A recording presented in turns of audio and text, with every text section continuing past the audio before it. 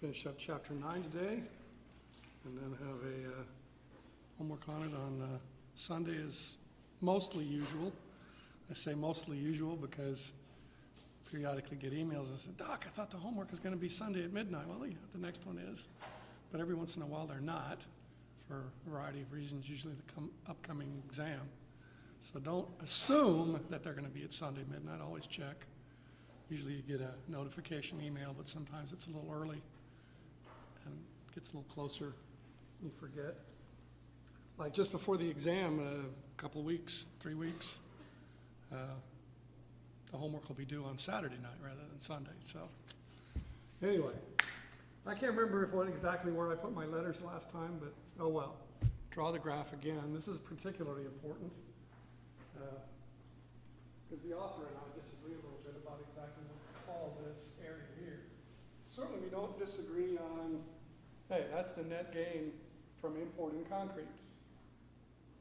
Okay, the gain to consumers, we have a list here of change in consumer surplus and all that from last time, and so I'm not going to rewrite that. The gain to consumers is CBEG, right? Because the price goes down from the alone price, right? That's if we're not engaging in trade with foreign countries. So happens also the letter A stands for the jargonistic meaning of this word, autarky. Yeah. Try that in Google and you might even get a red line under it because it might not be in the vocabulary. A-U-T-A-R-K-Y. But anyway, it means alone in economic jargon.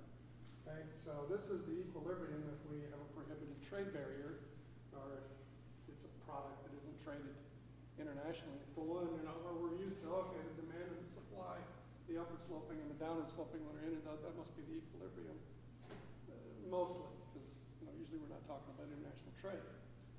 But now we are, and so the equilibrium is point E, right? Because the equilibrium is where the amount demanded, the amount supplied are the same.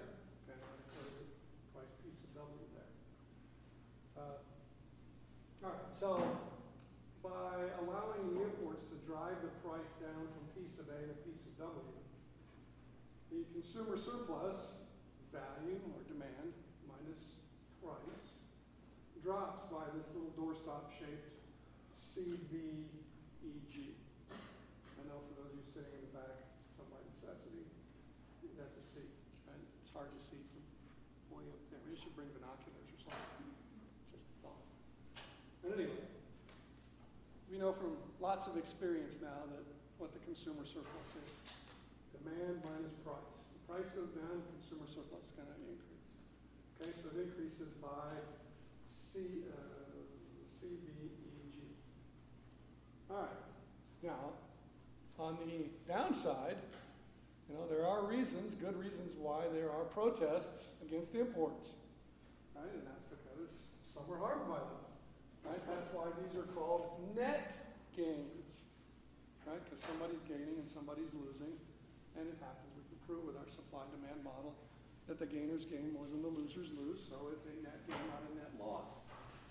Okay? But there are losers, and the losers are the home country, H for home, producers of concrete.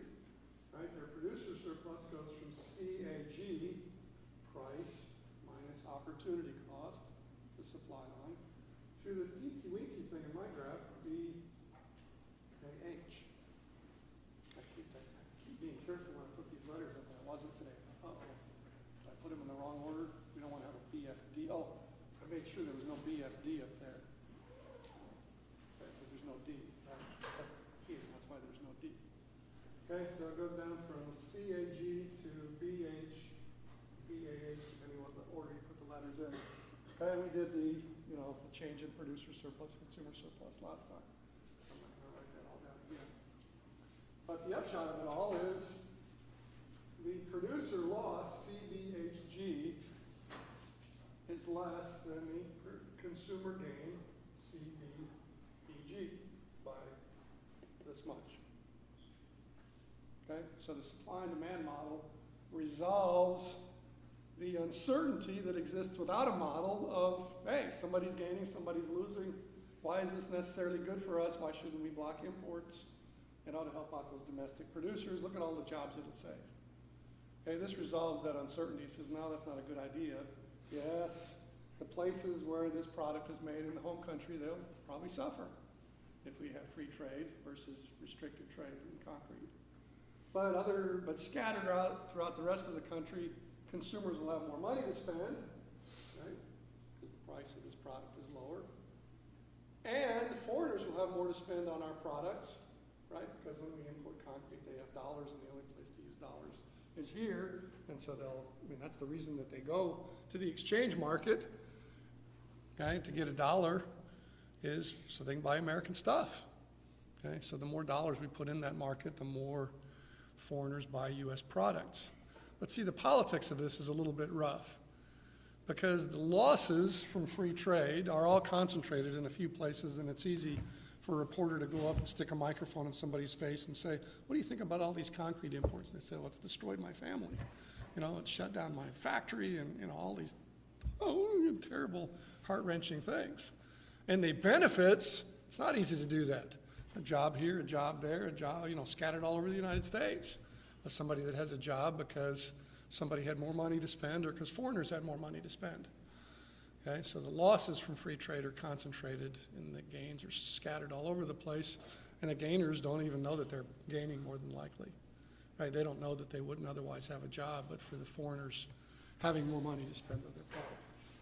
Okay, so the economics is clear, but the politics is murky.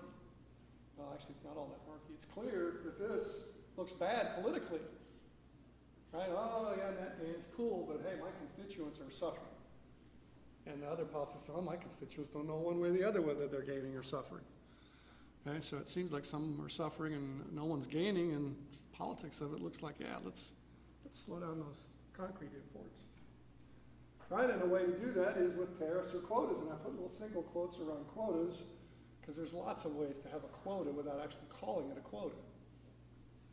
One of my favorite examples of creativity in the name of protectionism, which isn't good, but it's still entertaining, was the French a few years ago when they wanted to protect from foreign competitors their VCR business. I know this is ancient history, because VCR, who uses those anymore? It's kind of like a DVD now, but anyway, it's a way to record something and play it back later. Anyway, so the French wanted to protect their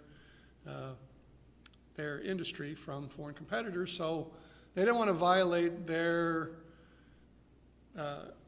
participation in the general agreement on tariffs and trade, which says don't use tariffs and don't use quotas, free trade is good, let's all refrain.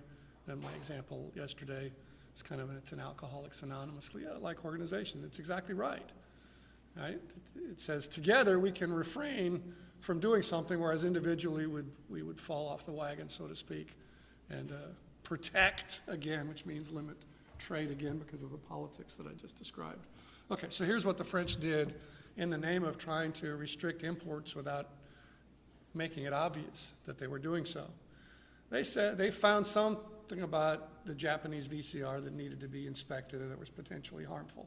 Now, I don't know whether it was real or whether they made it up. It doesn't matter for the story.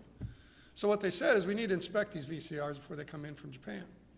And so they said, here's where we're going to inspect them. And it wasn't on the coast of France. It was somewhere inland. You had to go up a river. So you had to switch the product from one ship to a smaller ship to get it to go up the river first. And when you finally got to this place designated for these inspections, there was only one inspector assigned. Okay? And it was a he. And he was very slow. He missed work a lot because he was old. He was near retirement. And so he could only inspect about 20 a day. Okay? And only about 100 days a year. Okay, do the math. What's the quota? Right, 20 times 100, right? That's how many VCRs are going to get into France that year because they had to be inspected by this old guy. And he wasn't very fast. Okay, but on the surface, it didn't look like, well, I guess it made it into an economics textbook, so I guess they got busted. But at least on the surface, they thought they weren't going to be found in violation of the General Agreement on Tariffs and Trade. By the way, did you know how the GATT, General Agreement on Tariffs and Trade, do you know how the GATT enforces its rulings that somebody did something bad? They allow trade protectionism. What? Yeah, I mean, the General Agreement on Tariffs and Trade is an international body. They don't have any cops, you know, so they can't go around and fine somebody or imprison somebody. But what they can do is bless somebody's retaliation. Retaliation, yeah. Trade barriers to get even with somebody else's trade barriers. There goes that politics again. Right? Retaliation is no better than the original act. It makes something worse. My favorite that's a favorite cartoon. I didn't get the one about the Santa Claus on the roof, you know, and the cops are saying, hey, cut it out here about the, you know, compete against the local business and hurt them. You know, the dumping story. I don't know how to get out. My other favorite cartoon is you know, the old day where they had duels, you know. Except at the end, instead of turning around and doing, you know, this, the cartoon was, you know, this. That's exactly what trade retaliation is. First, somebody does some harm to you. Tariff or quota, we'll get to that in a minute.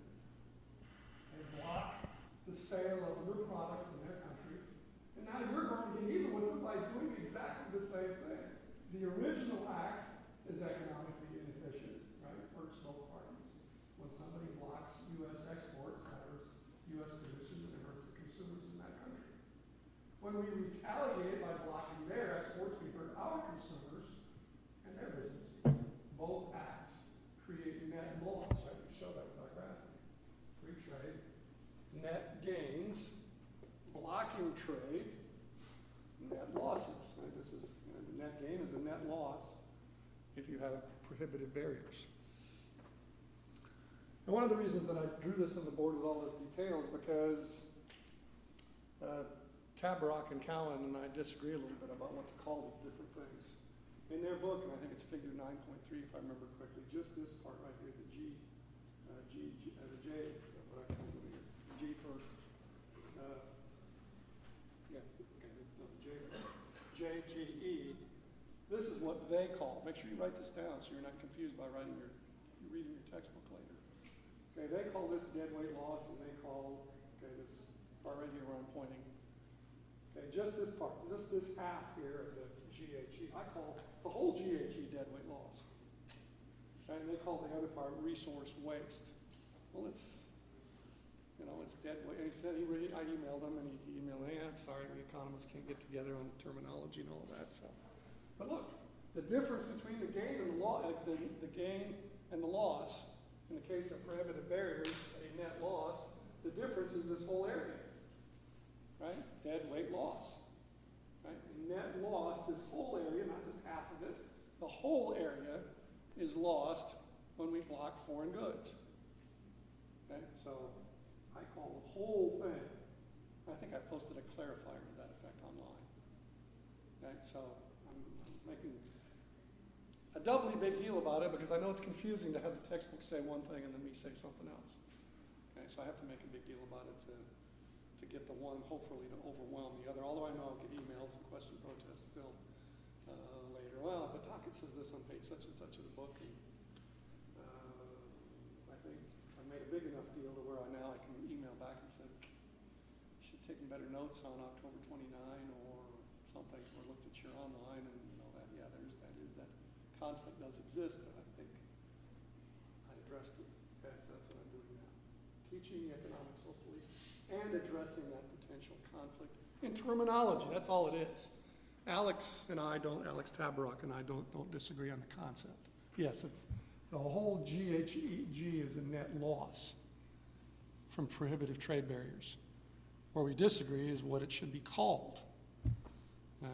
So, to me, the net loss, all of it is waste, dead weight loss. Poured in the toilet, flush, loss, gone. Dead weight loss. It's not a loss like when you drop a dollar bill on the sidewalk and somebody picks it up. That's not a dead weight loss. Your loss is somebody else's gain. Okay, a dead weight loss means something is lost and it's not anybody else's gain. It's not a zero-sum game, it's a negative-sum game. Make ourselves worse off than we would otherwise be, as a whole, not just as individuals. All right, any questions, comments, thoughts about that? While you're pondering whether you have some questions or needs for clarification, I'm going to push the button here a couple times on this just to get the slideshow to catch up to where we are. And then I'm going to go over to my graph here. Okay, and if you're looking at that, you're thinking, see, it worked. You saw, yeah, I remember that from last time. Maybe very good. Yeah. Clarification, right.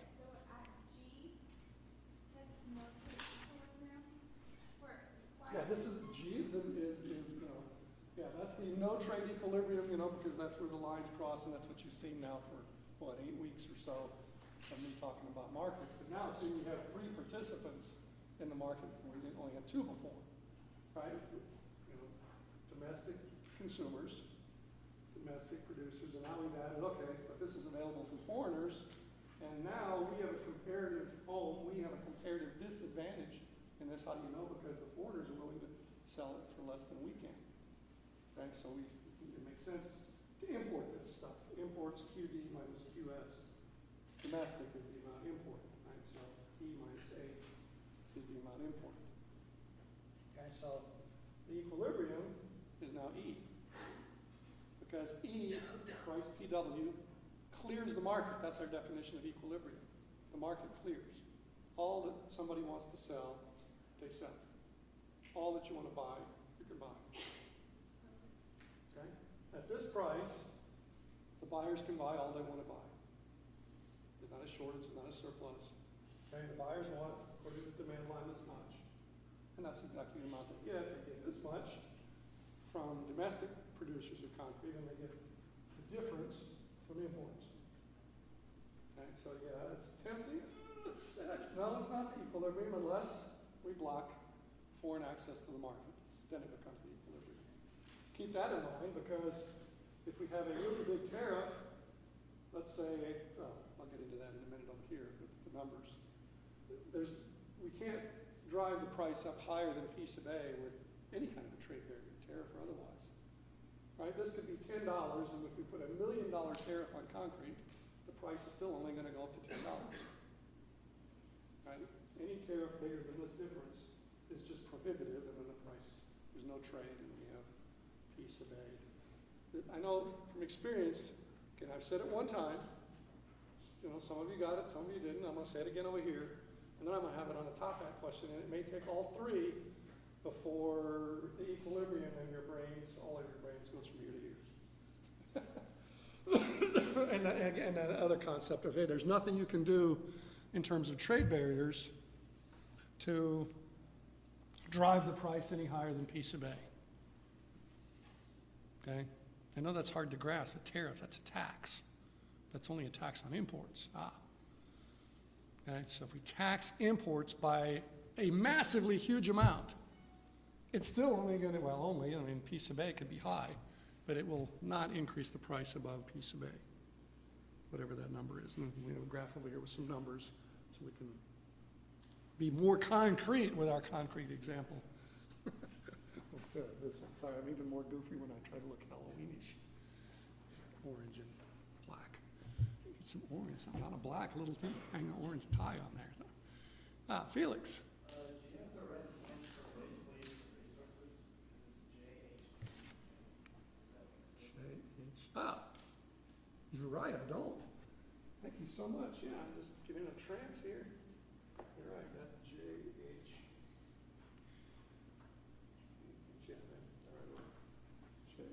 Yes. Very much. That's very good. See, I'm trying to illustrate that a fragile ego is a serious learning disability, right? See, I could have said, I messed up. No, and then, no, that was cool. Yeah, it's the other handicap that I go through life with is I struggle with proofreading.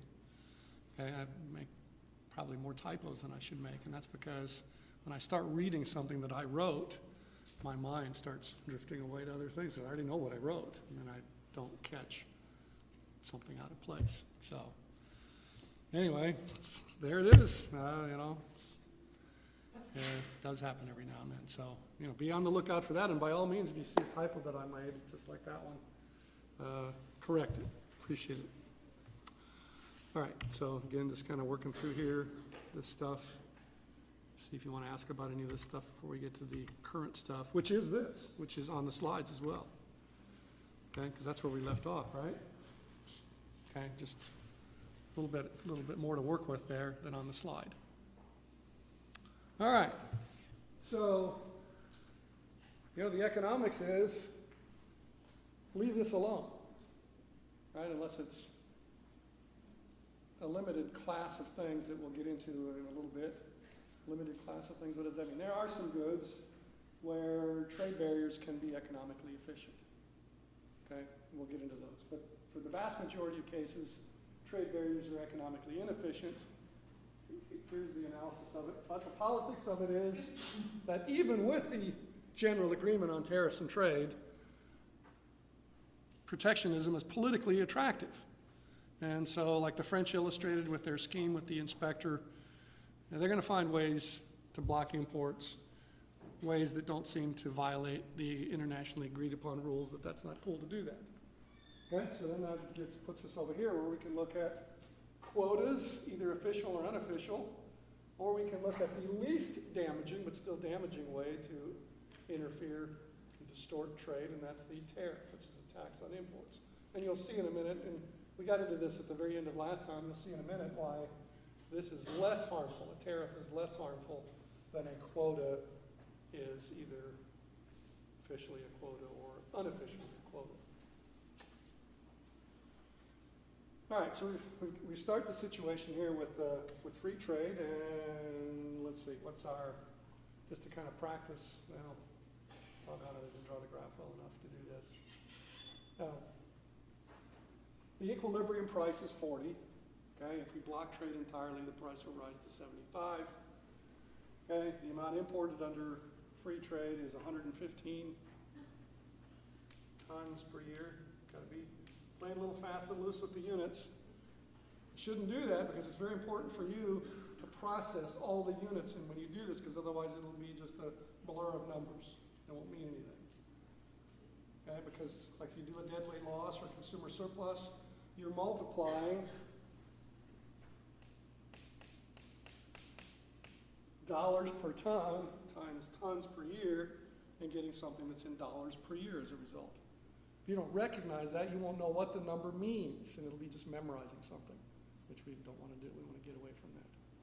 Okay, if you're memorizing something, you'll never get to duh, right? Which is what you need to do to realize an investment from this course. And the way I try to test, you need that to do well on the tests. I'm actively try to not test memorization and to make those who still persist in defining that as how one studies to feel a little pain along the way, a little nudge in the right direction. Maybe I better study this to actually understand it. Okay, so now we're up to this graph. I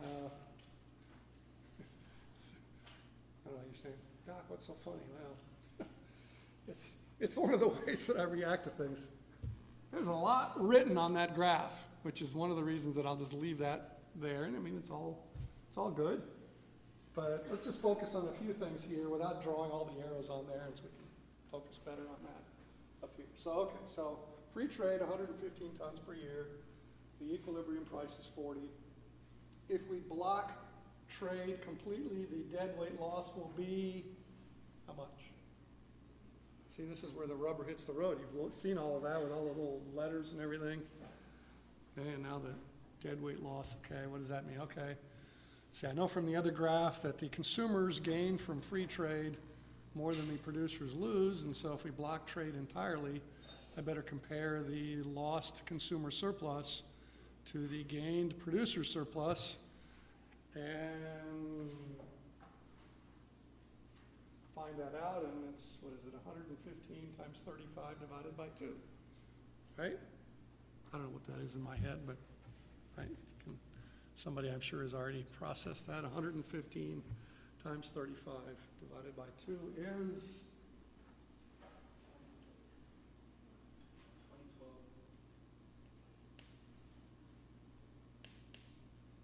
Okay, now let's break that down into the two pieces of the deadweight loss, right? That's this triangle down here. There's the GHG part, namely we're spending more to produce it ourselves than we could buy it for. Okay, that's what this piece is right here. Right, it represents we're spending more to make it ourselves, okay, than we could buy it for. What do you mean by buy it for? What exactly does that mean? By producing exports, generating money, the foreign currency needed to buy it, and doing that. It would be cheaper to do that. Okay, by this amount here, let's see, 65 times 35 divided by 2. Well, what's that? 65 times 35 divided by 2 is what in here? As you can tell, I didn't write this graph in my office. Okay, and so then 2012 minus 1137 is what this part is over here. So you can either figure it directly or indirectly. 50 times 35 divided by 2 is... See, and this is directly, kind of jabbing at you a little bit. If you don't have any idea where these numbers are coming from, just kind of from my perspective, just kind of exasperation. You need to know them, right? You know there's going to be a consequence for not knowing them. For some reason, you did your marginal analysis instead. I still don't want to raise my hand and ask. Okay, so 50 times 35 divided by 2 is? 8 what? 75 and, I guess 875. Okay, because I think that adds to the 2012. Yeah. Okay. So what's the 875? Do we want to memorize numbers? No, what's the point of that? Right? Because the numbers are going to be different. What does it represent? It represents that there's an $875 per year difference between the value of our mix of goods and services that we consume with this tariff versus without it. Right? We've distorted consumption decision-making by artificially increasing the price of concrete. Okay, and so through the model, we were able to determine that the cost of doing that is $875 worth of less satisfaction per year. Okay, go back to the graph. From 100 to 150, the additional stuff was worth more than it would have cost to buy it from foreigners. Okay, we artificially made it expensive by putting up prohibitive barriers and causing the price to revert back to its no-trade equilibrium. Okay, at a cost of $875 per year. Always do that when you're studying. Don't memorize numbers or triangles, and don't do that. It's not worth your time to do it. Okay, it's more than likely you'll get things out of sync on an exam question, having just remembered it like that. And it won't serve you well going down the road from here in 2016 and beyond, because you won't have learned much of anything of value. Okay, now we're ready to talk about, I'm going to get to that. You might want to quickly resketch another graph. I don't want to do that, so I'm going to just erase this because I want to do some stuff where that won't apply anymore, because I want to talk about a tariff and how that would affect things. Okay, so first of all, what would happen if we had a $50 tariff imposed on concrete?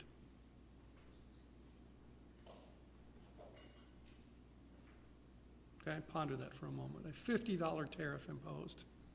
Huh? I heard you whisper.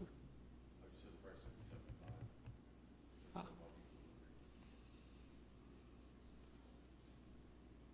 Okay, anybody else? You say, wait a minute, you're thinking 40 plus 50, how does that equal 75? If you thought that,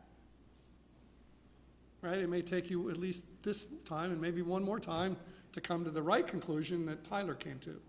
Yes, the price will go to 75, right? Because any tariff more than $35, in this case over here, yields the same result, no trade. Any tariff of 35 or more, like 50, just means no trade. The price goes up to the piece of A.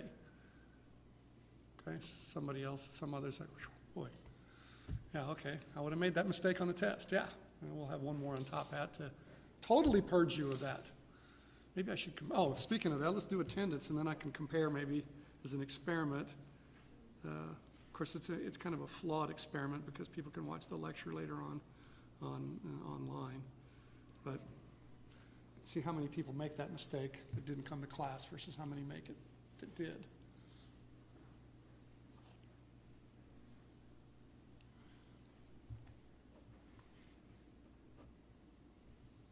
See, and this is also one of these time-wasting things. I don't mean the attendance, I mean this thing about not understanding the prohibitive tariff.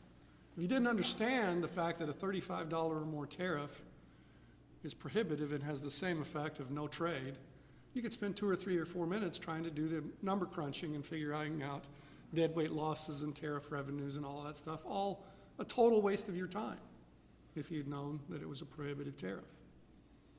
Right? So understanding some of the economics has what we will call in Chapter 10 spillover effects.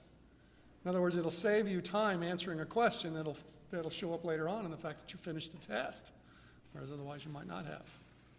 Okay, give you a couple seconds to punch this code in and get that done, and maybe I should repeat that again while you're not distracted.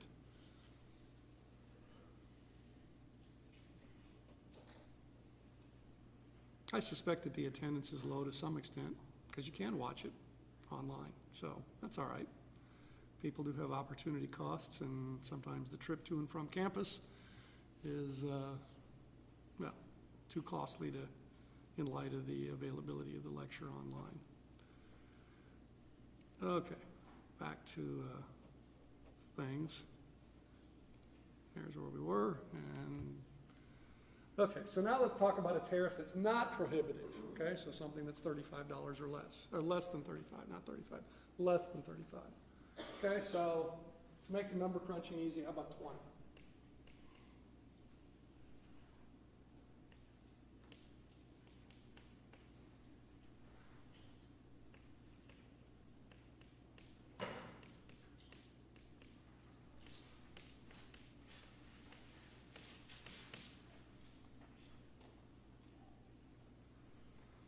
Okay, so by the way, another good study method is to play what if.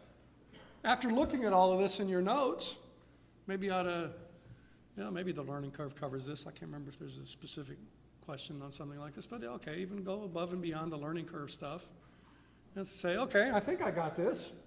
I also have a blank sheet of paper. Okay, so you pull out a blank sheet of paper, you close your book and your notes, and you sketch out a graph that looks like this. There's the first test. Can you draw the graph to have all the stuff on it that it should have? Okay, so then assuming you get all that down with all the S sub W's and P sub W's and everything in place, and you know what they stand for, then you say, okay, what if there's a tariff and make up a number? Maybe the number you make up is a prohibitive tariff, then you can go through that. Okay, maybe it's not, and then you can go through what we're about to go through here and say, okay, that'll generate this much revenue and this much deadweight loss, and it has 2 parts. Do that. Right? Eyes moving over paper don't get you very far. That's a starting point. Yeah, you got to read the stuff, got to look at your notes, got to look at those PowerPoint slides. But then for them to sink in, you have to actually process them in some way that typically involves active doing things. Your right or left hand moving, depending on whether you're right-handed or left-handed. All right, so we raised the price by the non-prohibitive tariff by the tariff amount. See, that's different from what you're used to, right?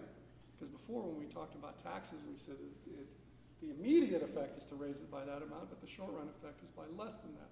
Why is that result different? Well, because previously when we looked at taxes, we had a supply line that did this, right, the normal supply line. But now we have this perfectly elastic supply, and when you have perfectly elastic supply, the price will go up by the full amount of the tax. Okay, use the jargon, get comfortable with it. Right, I just used the term perfectly elastic. If that went over your head, go back chapter 5. That's telling you something. Speaking of telling you something, I was going through the scores in the grade center yesterday, and I noticed how many people were getting pretty consistent results. Some are improving a little bit, and I gave some extra credit for that, as I promised I would. And some kind of went in the tank, not very many, something going on, the test was a little harder. And something distracted you, you were injured or ill or something in your job and you just had to attend to it, so you couldn't find enough time to study. But the vast majority of numbers were about the same for the second test, a little lower usually than the first test. It's measuring something. about the effectiveness of how you prepare, of how well that's working. Okay, so a question that you have to ask yourself is, what's still going wrong? Still going wrong means how far from 100 are you? What room is there to improve? What do I need to do differently, getting ready for the third test, that I can discover from test 1 and 2 that didn't go so well? It's measuring something, right? Pretty consistent numbers from one test to the next for most students, except for those who learn from what went wrong the first time, and then the trend line goes up a little bit. It's not going to go up to perfect right away. We all improve slowly. All right. Now, as a result of the tariff, quantity demanded in the home country is only 130 tons per year. And let's see, that looks to be about. And the quantity supplied increases from 35 to 60. Quantity supplied domestically from country H. And imports decline from 115 to 70. Make sure you see where all those numbers came from. Clarification needed if you do not. The tariff revenue is how much?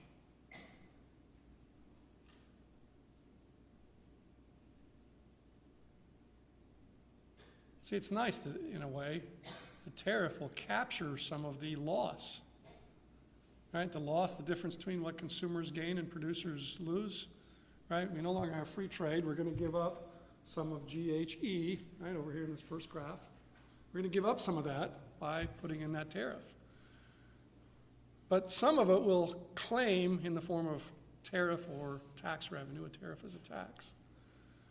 But there still is a deadweight loss, but not all of that area between demand and supply and above between the tariff price and the free trade price. Okay, so the tariff revenue is $20 per ton times the amount imported of 70, okay, 1,400, I believe, doing it in my head. Do double check me, make sure the Merrifield mental calculator didn't short circuit on that one. $20 a ton times 70 tons per year is $1,400 per year. Okay, so every time one crosses the border, how many are going to cross the border? This many, right? This difference, that's the amount imported with the tariff. 70 times 20, okay, we will yield this shaded area here. That's the tariff revenue. $1,400 per year. Okay, the deadweight loss that's left, I should have brought my colored chalk. Right, the piece that's between supply and demand and between the two prices, it's still lost, and still the same explanation. Right over here on the left with the three big dots, okay, that's the loss from producing something ourselves that could have more cheaply acquired by making exports, selling those, and then buying the imports with the money gotten from it. Okay, spending more to make it ourselves than we could have purchased it for foreigners. Okay, and then the big three dots on the right are we distorted consumption, and some of this stuff was worth, the extra 20 units per year would have been worth more to the buyers than they would have cost to purchase. Okay, so let's see, how much is the deadweight loss there? 25 times 20 divided by 2, okay, that's 250. And then 200 over there, so 450. Process the numbers, don't just write down the 450. Process the numbers, see where the 450 comes from. If you don't get the 450, you don't see where it came from, speak up. Okay, the 250, that's over here. Okay, the waste from making something ourselves that we should have purchased more cheaply from others at a comparative advantage. That's 250 over here. And then the 200 over there is, hey, there was some additional concrete that would have been worth more to a potential buyer than it would have cost to acquire it. Okay, so then the sum of those two is the deadweight loss, 450.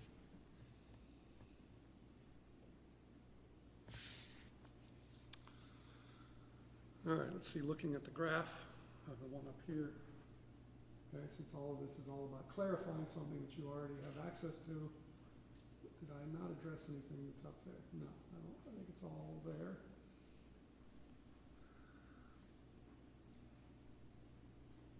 A quota of 70 tons per year will have exactly the same effect on the price, but a bigger deadweight loss.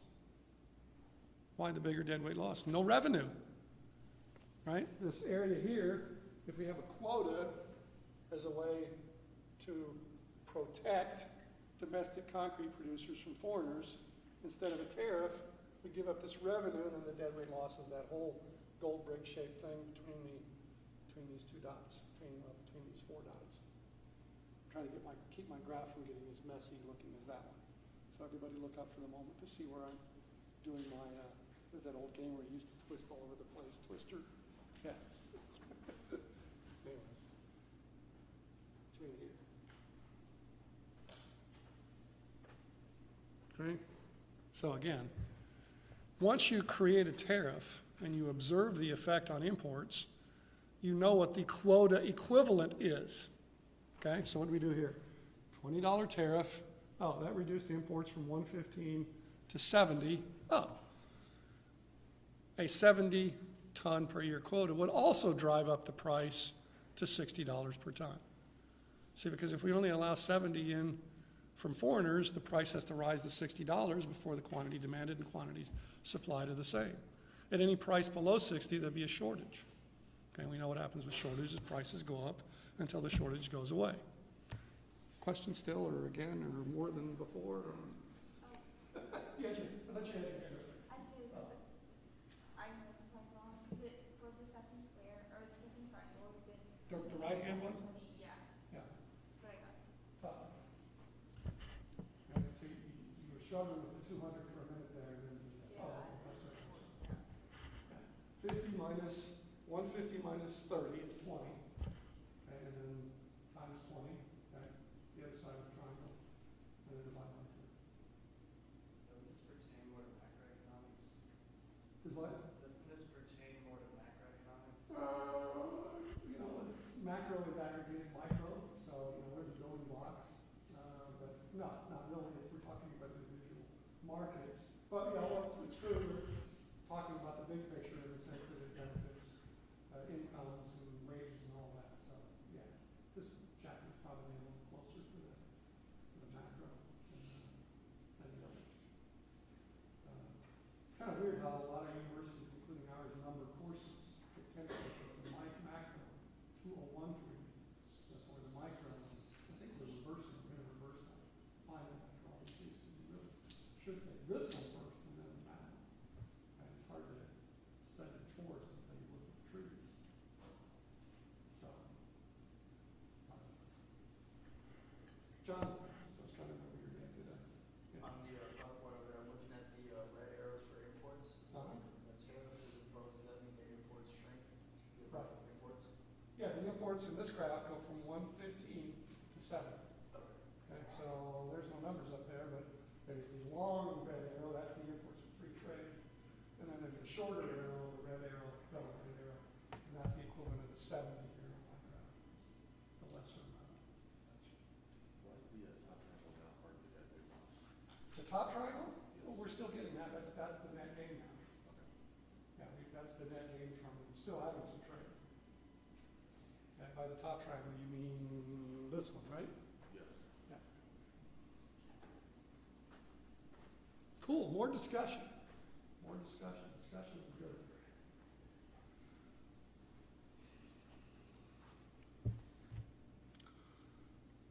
All right, we've got some, looking at the, I'm just going through this. I don't like to plod through PowerPoints, even though I do that sometimes.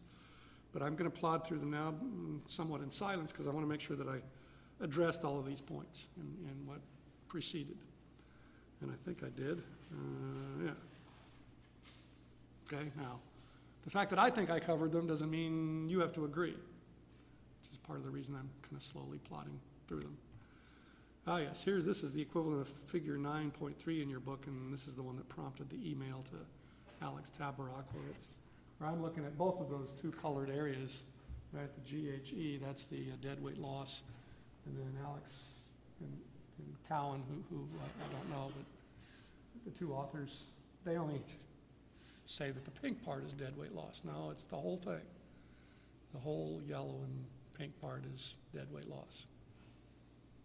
Okay, again, it's a matter of terminology, I suppose, but the whole shaded area, both of the two colors, equal the difference between the gainer's gain and the loser's loss. Okay, depending on which way you're going, right? Depending whether you're eliminating trade barriers or creating them depends on whether it's a loss or a gain.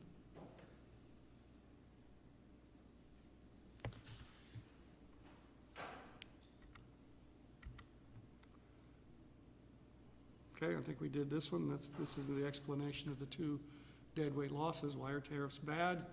Because they make us produce things that we could get more cheaply from others, and they take off the table things that we could purchase, we'd like to purchase, but for the distorted price.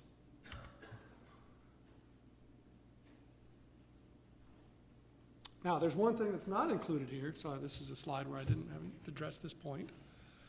This deadweight loss, depending on which graph you're looking at, the deadweight loss that's described in these graphs does not include all of the loss to society.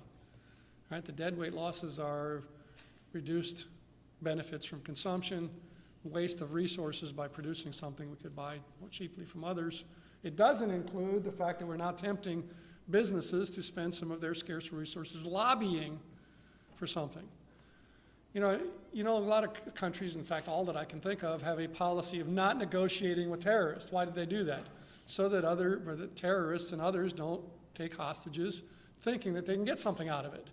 Well, a similar policy we don't have trade barriers, would eliminate the waste of businesses thinking, hey, if I invest in lobbying, then I might be able to get some protection from my foreign competitors.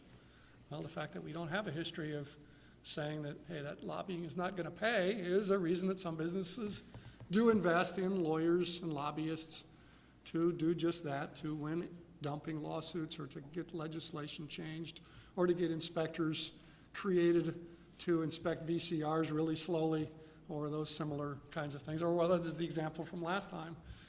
We had a trade barrier against the European chickens in the 1960s based on an opinion, maybe real, maybe contrived, maybe some of both, that American-produced chickens were not okay health-wise for Europeans to eat.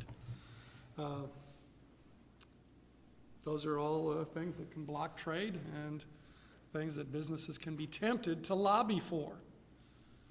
And so that creates an additional cost. And when you think about lobbying, we're talking, this is high-powered, very high opportunity cost resources. You don't get to be an effective lobbyist by just graduating from high school and saying, I think I'm going to be a lobbyist. No, typically you've got to be pretty much at the top of some profession, lawyering usually, but it could be something else depending on exactly what you're lobbying for, to persuade a legislator to try to get around the anti-trade rules, okay, or to get some government agency to make a ruling that effectively creates a trade barrier when none had existed before. So these are high opportunity costs. These are individuals that could be engaged in very productive activity, but for the fact that they're employed in trying to divide up the pie differently. Yeah, see, that's a good way to think of things. We can have people employed productively, increasing the total amount of goods and services. That's what I mean by the pie. Or we can employ resources in fighting over how to divvy up what we have produced. Well, that's what lobbying is about, is fighting over divvying up how we divvy up what has been produced. We would rather shift those resources into making the economy produce more and better things rather than in somebody getting a bigger share. Okay, so lobbying diverts resources from more productive activities. Okay, we got into the who benefits from a tariff and who loses, right? The domestic producers gain, the domestic producers lose. Okay, and we got into that other stuff. Okay, the third point there, that gets back into the politics of it.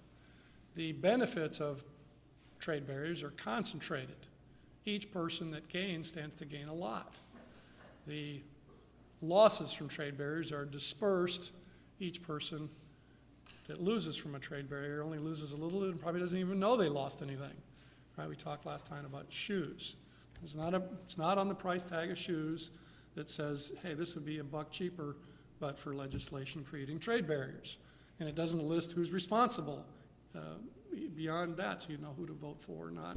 And even if it did, you probably wouldn't change your vote based on a little higher price for shoes. You might not even change your vote based on if you bought a truck, it cost you an extra $6,000 or $7,000. Although that's starting to hurt, right? You think, yeah, I would if I knew who to blame.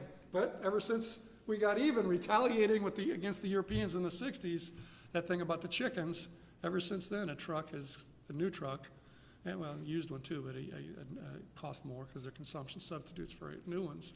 But new trucks cost 15 to 25% more, depending on whether it's domestic or foreign assembled.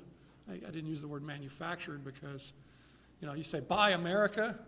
Well, that's pretty hard to do in some cases because something like a truck has parts from all over the world.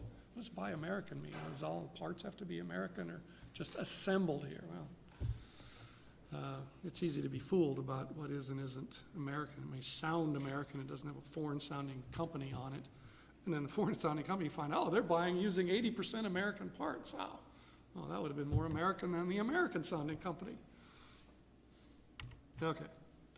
Here's the last thing we're going to discuss for a few minutes before we get into the top hat questions that'll hopefully nail down some of this stuff.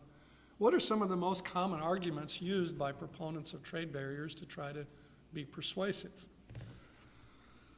The first is exactly the opposite of true to the extent that there's any truth in it at all, and that is that it preserves jobs to block foreign imports. Now, it's obvious that it saves some particular jobs, but since it makes the cost of living go up to have trade barriers, our money doesn't go as far, and so we can't buy as many things, and so it's got to reduce jobs in that sense as well as make some. And then there's the export thing that says, hey, we don't spend money on foreign stuff, the foreigners can't spend money on our stuff. So it turns out that the obvious jobs that are saved or preserved by a trade barrier are either exactly offset by job losses in export industries that are lost, or it's more than offset because in addition to losing jobs in exporting businesses, which by the way are typically higher wage than the import competing businesses, so they're better jobs that we lose when we protect lesser jobs. But in addition to the export jobs lost when we put up trade barriers, there's the other domestic jobs that we lose because people don't have as much money to spend because prices have been increased. Okay, so people make the first argument because the job losses are obvious and the job gains from protectionism are obvious and the job losses from protectionism are not because they're scattered all over the country among thousands of industries. Another argument that's often made that when we economists rebut it gets us in trouble is, look what they're doing, to make this product that we're importing. They're using child labor or slave labor or something like that. And usually they're not using slave labor, but wow, they're only paying $1 a day or some terribly low wage. Now you have to think about it a little bit, and we get in trouble because it makes economists look like we're for slave labor and child labor. No, we point out that people are doing this willingly, which means, as it says on the next slide, I want to get through the list here a little bit first before I go to the next one, which means that the alternative, which is incredible, is even worse. In other words, if the children weren't allowed to be employed in some of these industries that make things that get purchased by Americans, they'd be doing even worse things. And it has been documented that, in fact, that's exactly what happens when they can't find a job because we block their exports. That they, I'll let this slide speak for themselves. Okay, so that's pretty sad, but unfortunately it's true. As the slide notes, child labor and so-called slave labor is a poverty problem, not a trade problem. It's the fact that people don't have very many good choices. And in most of the cases where that happens, poverty problem is a corruption problem. Okay? If you want a one-word explanation for why some countries, or maybe 2 or 3 word explanation for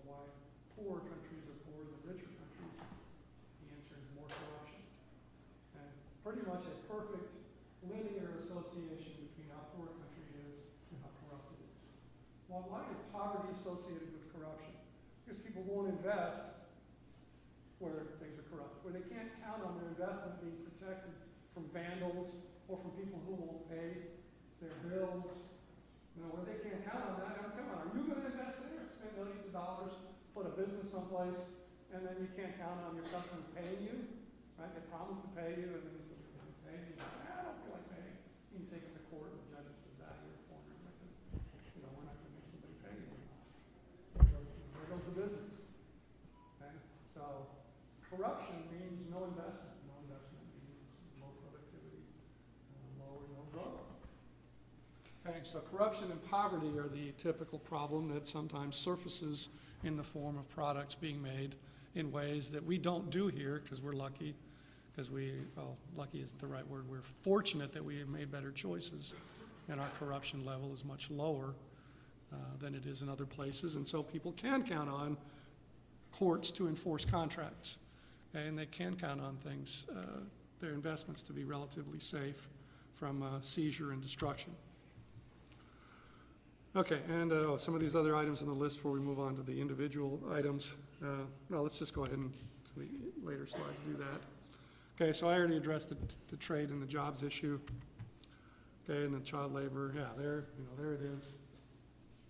Prostitution, scrounging in refuse dumps is where the children end up, in many cases, being instead of working cheap in an industry that sells stuff to Americans. So somebody making $1 a day and think, oh my goodness, how could anybody dare, employ somebody for $1 a day producing shoes? You shouldn't buy shoes from those people. But if you don't buy the shoes from them, the next best job must be even worse because they showed up willingly asking for those jobs. I know that's hard to understand and hard to believe, and it's terrible, but in many places in the world, the choices are not very good. And they've made the best choice they have, and the answer to it is not take those away, but to provide better choices, right? Is to eliminate the corruption and allow people to invest and thus drive up the price of labor by increasing its productivity, right? Competing up the price of labor by increasing its productivity. Okay. I could have deleted this slide from them, and it's in the book. It basically just says, look, here's our proof that that child labor is a poverty problem, not a trade problem. There's that linear association between poverty and use of child labor. Now, trade and national security, here's an example where, yeah, I don't think we want to export, use this model to say, put surface-to-air missiles here and say, look, makes sense to sell these to foreigners. Right? Gainers, gains, more than losers, lost. No, it doesn't make sense to foreigners because the efficiency isn't the only thing that matters. Maybe they'll shoot the missiles at you and destroy, your capital, not to mention kill people. No, maybe we better not export missiles to those who might shoot them back at us. And on the flip side, maybe there's some things we better have at least a minimal amount at home in case conflict breaks out. Right? We might not want to go to the other end of the earth to get all of our oil or be dependent on that or to get our guns to defend ourselves. So maybe there are some areas where we ought to maintain some, and you see there in the letter where it says vaccine production and oil. What does make sense from an economic efficiency perspective in these cases is to have a small tariff, enough to finance stockpiling the thing that we're worried about running out of in case of conflict, in case of war breaking out, right? So maybe maintain some domestic capacity by blocking imports a little bit and use a tariff because it generates money, and then the money can be used to buy the foreign stuff and put it in the stockpile. You don't want to have a drain America first policy, right? If you just put the tariff on it, okay, that'll expand domestic production, but then 2 or 3 or 4 years or decades down the road, when you get in a conflict, you'll have used up more of your own resources. Whoops. And now you're dependent on the foreign resources still, despite the fact that you maintained a larger domestic industry. And now you have a double oops, and a double oops when somebody's shooting at you is not a good thing to have.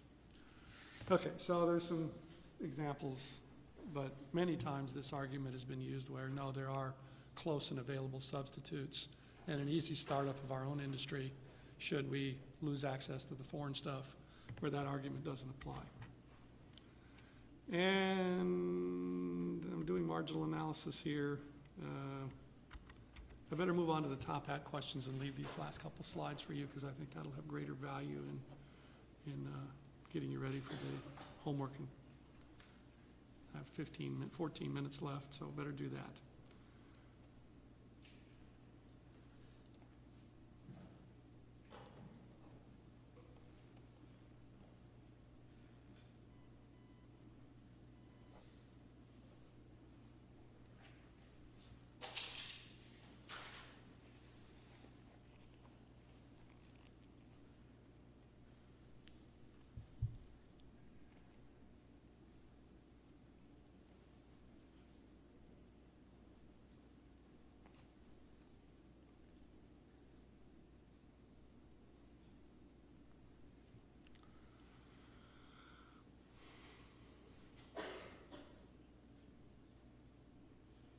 Well, no, not good to confer over the answer simply because this is one of those not where it doesn't count, right? So you want to see what's in your head and not worry so much about what's right or wrong at this point. I don't know what you were whispering about, but in case that's what it was. All right, well, we up to 92 and then we went back. We went back some. All right, so we stopped there. What's the answer? There it is. Okay, the wage level depends on how much you make. And you can increase your wage level by trading what you're good at for something else that you're not so good at. But the bottom line for how prosperous you'll be is productivity. Okay, so the more you get per unit of labor, per unit of your resources, that's what absolute advantage is about. The higher the wage level will be. All right, let's see how we did on that. See, we talked so much about comparative advantage and all this other stuff. That comparative advantage is the basis of who specializes in what, okay? But it isn't the basis of whether somebody's wages are going to be a lot more or a lot less than somebody else. Okay, go back to that calculation we did last time about Mexico wages. What was it, $37.50, and the U.S. wage was $200. Okay, and then right, so something in there. Why was that? Well, that's because the U.S. made one shirt with one laborer and one computer with one laborer. In Mexico, it took 12 laborers to make a computer, right, and 2 laborers to make a shirt. The U.S. was twice as productive in making shirts and 12 times more productive making computers. So the U.S. wage rate was going to be a lot higher, with or without trade. Now, with trade, okay, the numbers were that the U.S. wage went from 200, using the numbers we had last time, to 216. And the Mexico wage went from 37.50 to 50. So comparative advantage helped, right? It boosted the wage further, but the wage difference was based on differences in productivity. All right, so you see why I made that marginal analysis thing? That point had not gotten through previously. Now with the benefit of this question that I'll almost certainly ask on the test just to make sure you paid attention, because this is an important point.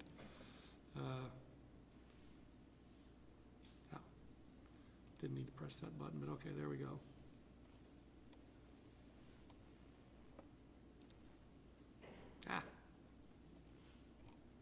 There we go.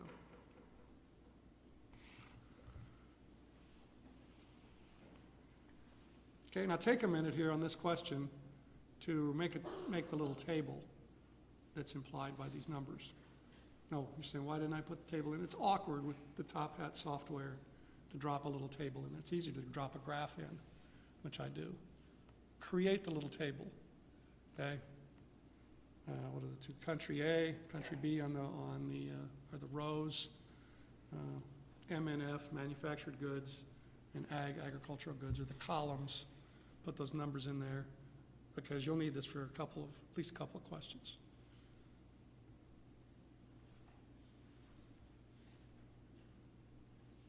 Okay, so the country A column should have a 12 in it and a 3 in it.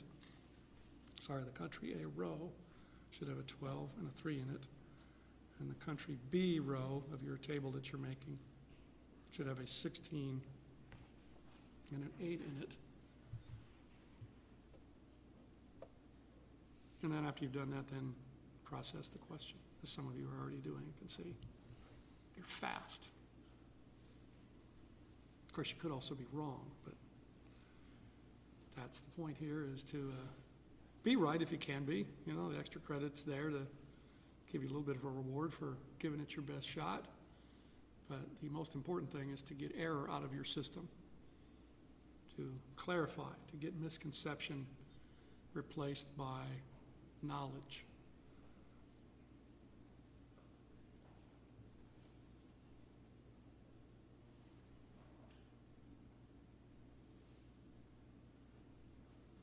Again, I'm doing marginal analysis. I have several questions. I'm not at 100%. I'm going to have to move on. It's all of those. See how we did. Okay, pretty good. So again, doing marginal analysis, I think we can move on unless somebody wants to assert a clarification need, barring that. Oh, okay, Jonathan? It's not a clarification thing, but that wasn't an answer to what you were on my grade until. I'm sorry. It's not a clarification thing, but I was saying there might be something wrong with like the app because I didn't have an answer. Oh, there's something wrong with your, I, you put D and it didn't pop up as exactly your answer? no, like I have A through D, but I didn't have answer choice E until after you wrote the submission, so Ah. it pops up. A technology issue. Okay. Anyway, the cost is small, so, right, so now, I mean, you see it there, and you see that those 4 are correct. So you might want to explore. I mean, I'm a dinosaur in terms of the technology stuff. I don't know. All right, moving right along to the next ones. All right, so. Okay, same little table that you had for the other one.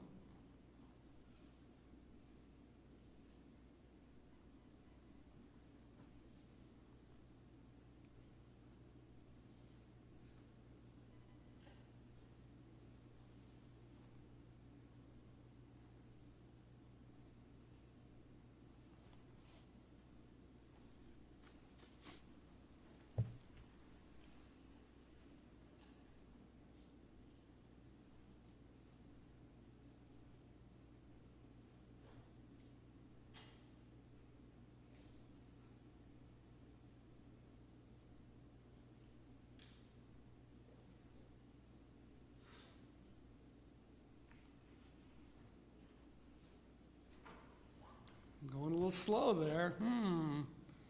Think about your struggle if you're struggling. Why are you, a word in there that you don't understand? Where is it that clarification is needed? And how does that relate to your preparation process? All right, again, doing marginal analysis. I will close the floor there. There you go. Aha, I see some wrinkled, furrowed brows here. Okay, now what's the principle here? This is the synonymous, the question here is synonymous with what are the terms of trade? At what rate is the one product going to trade for the other one, right? Because that'll dictate the ratio of the money prices. And what principle did we learn that was back in chapter 2? Differences in opportunity cost create the basis for gains through trade. The opportunity cost of a manufactured good in country B was 2 agricultural goods. Yes, not conceded. Okay. Country A, the opportunity cost of a manufactured good was giving up the ability to make up 4 agricultural goods. 4 to 1 in A, 2 to 1 in B, 3 to 1 is in between. Okay? Something between 4 to 1 and 2 to 1 is going to be the terms of trade, and so that means that the one is going to have to be in dollars 3 times as valuable, costly, as the other one. Right? They trade at a rate of 3 to 1, the one's going to cost, price-wise, it's going to cost 3 times the other. Another valuable top hat discussion that cleared up some more things. All right, so close and ask the next one.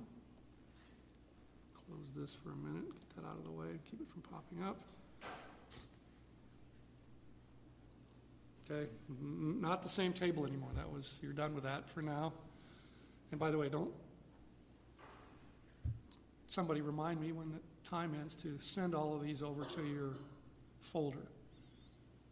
Click them over to your folder. Well, actually, I'll click over all the ones that we got through. We can start next time by getting to the ones that we didn't get through before we get into chapter 10. Read chapter 10 by Tuesday.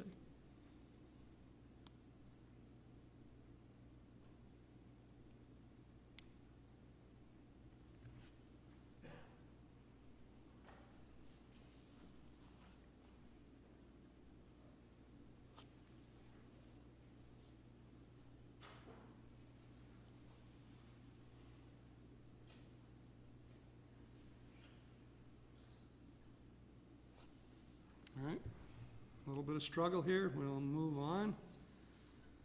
Okay. Where's the 600 come from? Well, let's see. The value of what was produced is 20 times 200. That's the value of the manufactured goods produced, plus 20 times, 20 times 100 for ag. 100 produced, $20 each.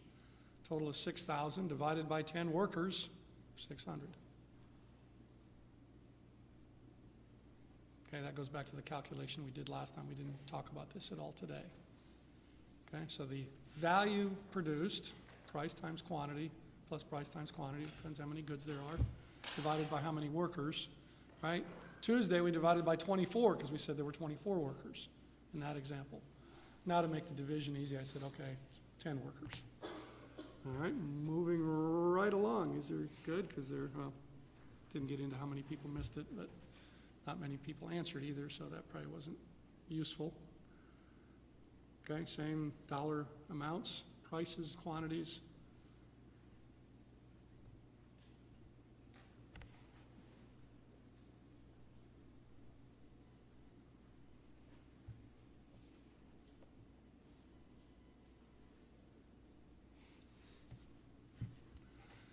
One of the neat things about the new way of testing electronically, no Scantron. I can have choice F, G, H, I, J. Right? Talk about scary, right? Halloween. Instead of having 5 choices to have to X out some, that's not right. Don't do that.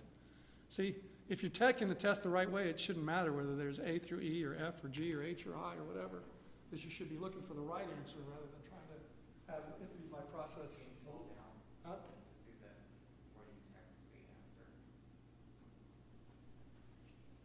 I don't know what? Oh, okay. Sorry. Yeah, it shouldn't, if you take the test the right way, it shouldn't matter how many choices there are. Right? Here I went to choice F. Right? Because you should be trying to find the right answer rather than identify the wrong answers. I know, if it comes down, okay, a couple of them seem reasonable, yeah, then do that. Not as a starting point. I know a lot of students take tests that way. Yeah, that was right, not right, that was not right. Oh, there's one left, that one must be right. No.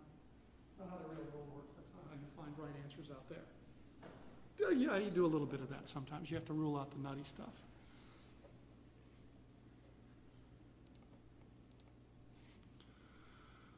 All right, so this is just a simple price comparison, right? $20 versus 200, right? The one's 10 times as expensive as the other. They must be trading at 10 to 1.